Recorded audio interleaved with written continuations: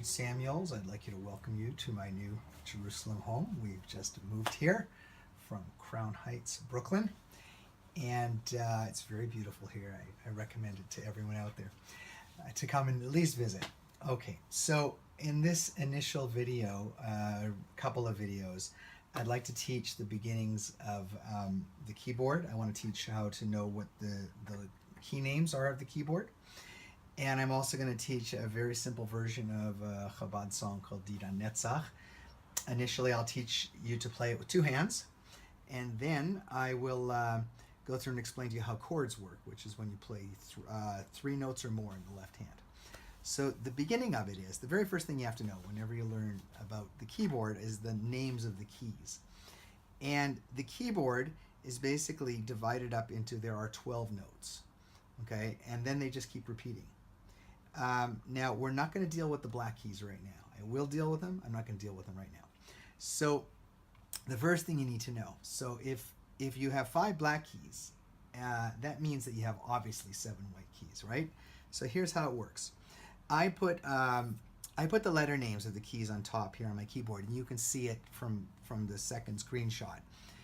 But the basic thing is it's the first 7 letters of the alphabet. So it's A, B, C, D, E, F, G. And then when you keep going, it just repeats. It goes A, B, C, D, E, F, G, and so on and so forth, all the way up the keyboard, and then going down the keyboard. So if I go backwards, it would be A, G, F, E, D, C. Now, more important than that is that I tell you how you can tell which is a C and which is a D and which is an E and so on and so forth. And by the way, every keyboard, other than having, some have less keys, some have 61 keys, some keyboards have 63, some have 73, and a real piano or a full-size keyboard has a total of 88 keys from the bottom, which is this end on your left side, to the top end. Okay, so now here's what you need to know. The first part is that you need to know that every pianist is going to know where they are on a keyboard based on the relationship of the black keys and the white keys. So as it's easy to see, the keyboard has patterns of 2 blacks, 3 blacks, 2 blacks, 3 blacks, 2 blacks, 3 blacks, all the way up the keyboard. It's the 2 blacks, 3 blacks, 2 blacks, 3 blacks, 2 blacks, 3 blacks. So here's the first thing you need to know. The first thing you need to know is that on the left side of 2 black keys is always going to be middle C. Middle C is only 1 note on the keyboard. Every keyboard has a middle C. Some keyboards it's a little harder. If there are a little less keys than this, it might be harder to tell. It's obviously the one that's pretty much in the middle, but usually you know it's the middle because it's on many keyboards it's even marked that you know that this is middle C, and then you sit so that middle C is in the middle of you. Okay, so now middle C is always on the left side of 2 black keys. So in the middle of 2 black keys is D. On the right of 2 black keys is E. So far we've dealt with C, D, and E. Let's try another set. If I go down, which is called 1 octave, this way to the left, on the left side of 2 black keys is C, in the middle of 2 black keys is D, and the right of 2 black keys is E. And it's the same pattern no matter where you are on the keyboard. I mean, if I go up here, on the left side is C, in the middle is D, and on the right is E. Okay, now the next 4 keys. Okay, so then you've got your 3 black keys.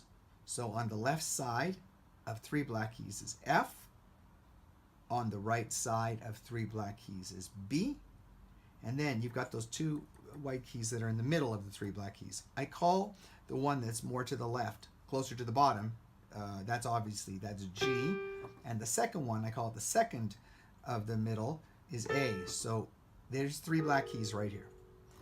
The left side is F, the right side is B, and then the middle, this is G, and this is A.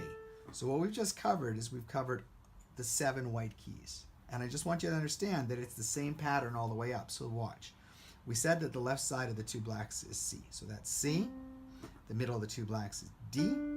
The right of the 2 blacks is E. The left of the 3 black keys is F. the first middle of the three black keys is G. The second middle of the three black keys is A. And the third, the right side of the three black keys is B. So that gives us C, D, E, F, G, A, B. And now watch this. Now you got the next set. So here's two black keys, three black keys. The exact same pattern. The left side is C. The middle of the two black keys is D. The right of the two black keys is E. Then you've got your three black keys. The left side is F. Then you've got G and A. And then on the right side, you've got B, and that brings you to the next C. And that's it. That's the whole keyboard. So basically, I'll go through what you can see on the second screenshot. You've got C, D, E, F, G, A, B, and then it repeats. C, D, E, F, G, A, B, and then it repeats. C, D, E, F, G, A, B, C, like that. So that gives you the names of all the white keys. Now you're probably going to ask yourself, or me, why do I need to know that? Like, what does that do for my music? Okay, so here's the first thing.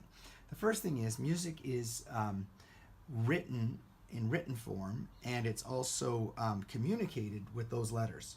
Okay, so for example, I'm going to hold this up to the camera, and I think you can see this, and I'll hold it up to this camera, and I'm going to do a screenshot of this at the end of the lesson. Is that basically, I wrote out the letters for Didan Netzach. So Didan Netzach goes C, E, G, E, F, D, E, C. So, for example, you don't have to memorize this. I'm going to have it all written out and explain all of it over the next few minutes. Here's the first part. C, E, G, E, F, D, E, C. The next part of Didan Netzach. C, E, G, E, F, D, G. So my point is that by learning those letter names of where those keys are, obviously you know where to, if I write out the letters for you, then you can start playing your song. And music is pretty much, that easy. So now, I'm going to stop the tape. Thank you for watching, and I'm going to do part 2 of this series, and then start to explain how to play Didan Netzach. Thank you.